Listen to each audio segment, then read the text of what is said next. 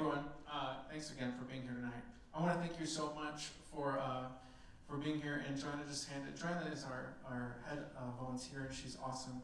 She's handed me that we got over $300 in donations tonight. So I want to say thank you so much for that. It's incredible. We also had one volunteer sign up, and the first show there were more than that. So anybody want to sign up to volunteer? You can go back to the table afterwards.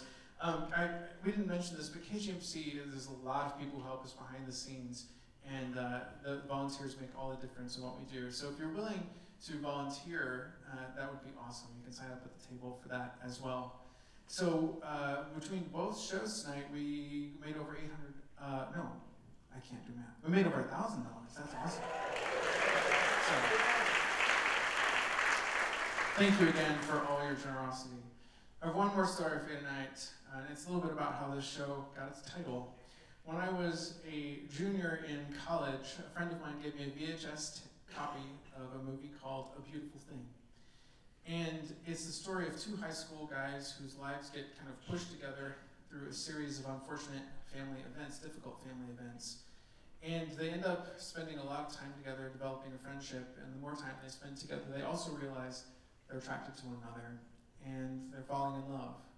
So the movie goes on to tell the story of how they both deal with the realization that they're gay, what happens when some of their high school friends find out and they're not ready to tell them, and more problematic, what happens when some of their family finds out, including an abusive father, and other negative reactions, and some positive reactions along the way. I was 20 years old the first time I saw this movie, and it spoke to me so well because it was the first time I'd ever seen a movie that wasn't The Birdcage or something where gay characters were flamboyant and funny and outrageous, but these guys were real people dealing with the things that I was dealing with every day, and they were almost the same age as me.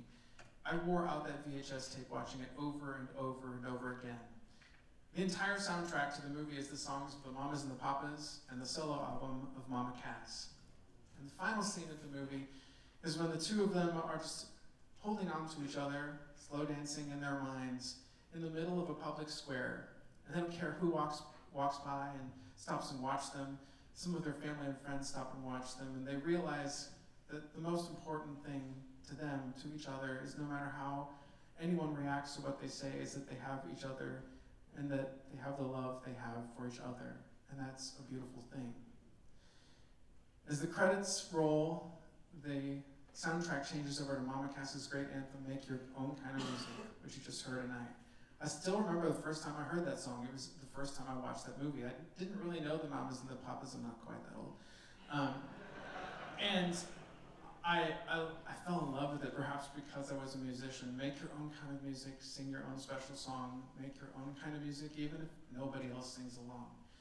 And I thought, as we were preparing this show, and we're approaching the 50th anniversary of Stonewall, and all the things that have happened over the past 50 years, so many people have made it possible for us to sing our own song, and what better way to pay tribute to them than to stand up and sing.